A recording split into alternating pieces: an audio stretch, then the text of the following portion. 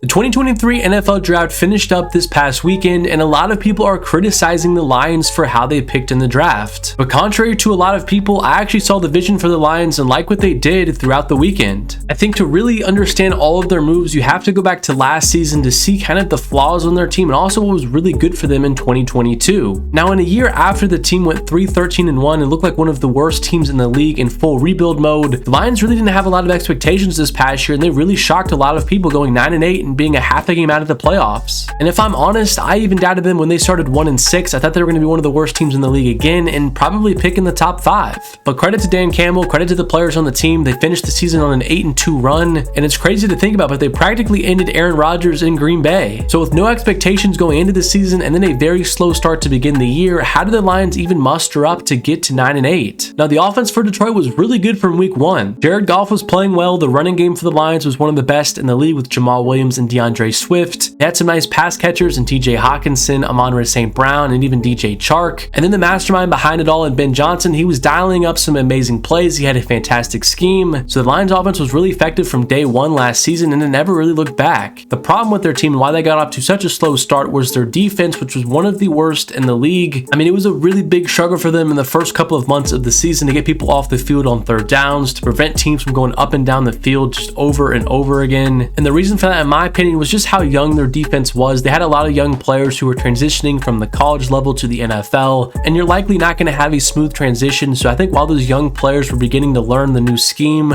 learn how to play in the NFL, things got off to a rocky start. But we saw towards the end of the year their defense play better, and that was a big reason why they gained some success towards the end of the season. And of course, the leader of that clubhouse was Aiden Hutchinson, the number 2 overall pick in the 2022 NFL Draft. He had 9.5 sacks as a rookie, and he really got better towards the end of the season. So I'm very excited to watch Hutchinson take another step in year number 2. I really think he can be one of the more dominant pass rushers in football. But outside of Hutchinson, I think the players playing behind him were also very impactful last season. That would be the linebacking core of Malcolm Rodriguez, Alex Anzalone, and of course James Houston. What even made it more impressive was that Rodriguez and Houston were both 6th-round picks in the same draft in 2022, and they definitely performed above a lot of people's expectations for them, but they provided some real production for the Lions, and I do think that they can be a part of their future plans long term. But what did need some help in their defense was their secondary, and the Lions made sure to go out and make a ton of moves in the offseason to ensure that it got better. They got Emmanuel Mosley from the San Francisco 49ers and also Cameron Sutton from the Pittsburgh Steelers, 2 veteran corners that could go in and help some of the young guys, maybe even provide some stability to that unit. Their biggest move though was signing safety CJ Gardner-Johnson from the Philadelphia Eagles for a 1-year, $6.5 million